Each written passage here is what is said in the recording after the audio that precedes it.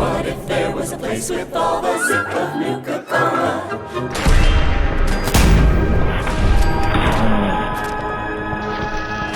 Welcome back, ladies and gentlemen, to Fallout 4's DLC Nuka World. My name's Camel, and this video is going to be a walkthrough guide in which I will show us how to acquire the unique alien blaster known as Hub's Alien Blaster. And of course, to acquire this weapon, you will need the Nuka World DLC installed. Okay, so first off, we need to come to a place called Hubologist's Camp. This can be found to the south of the Nuka World region, located, of course, right here on the Pip-Boy map. Once we get here, we need to find and talk to Dara. She is quite easy to find as she is the only one in a spacesuit. Of course, when she asks for help, we want to say yes. All she needs us to do is go and find 5 more spacesuits. And this is really easy because their locations will be marked on your map. And when we agree to help her, we will be given the new quest, Trip to the Stars. Now, all of the spacesuits can be found within Galactic Zone. So, of course, we need to come here. And if you are having trouble spotting them, they will always be found on an animatronic mannequin, just like we can see on screen now. So once we get all 5 spacesuits, of course we want to head back to Dara, who is still at the Hubologist's camp. Now at this point I would suggest that you save the game because this quest beyond this point gets really buggy. A lot of the NPCs get stuck on things or die or don't spawn in the right place, so definitely save it before continuing on with the quest. But apart from the bugs, it's really simple. So of course just keep doing the quest and we're gonna skip forward a fair bit. So it doesn't matter if anyone dies getting up to this point, so don't worry about that, but we will get to a point where we get at least Dara and anyone else that survived in the group to the UFO. Now this isn't the end of the quest, but this is the point in the quest in which we receive the weapon. If you do want to see how the quest ends, I will put that at the end of the video, at the very end, right at the end, like after the outro end, because it is the best ending to a quest I have ever seen. But for now, at this point, as soon as we get at least Dara and anyone else that survived to the UFO, she will reward us with the Hub's Alien Blaster. And as always, before modding out the weapon and checking out its base stats, I have reduced all my character's special attribute stats to 1. I also have no bobblehead perk or magazine effects applied to my character. What this means is we will be seeing the absolute minimum base stats of the weapon. So let's mod this thing out. Let's put on the long barrel. The long barrel gives plus 9 times minimum range, plus 16 times maximum range. It reduces sight spread by 40%, increases minimum spread by 100%, increases max spread by 50%, reduces recoil by 15%, increases VATS cost by 10%, and increases sight time by 3%. Basically makes it a little bit easier to handle, and it now shoots in much more of a straight line. Next, we're going to be adding the Sharp Shooter's Grip. Again, this reduces spread by 15%, reduces recoil by 15%, reduces VATS cost by 15%, and increases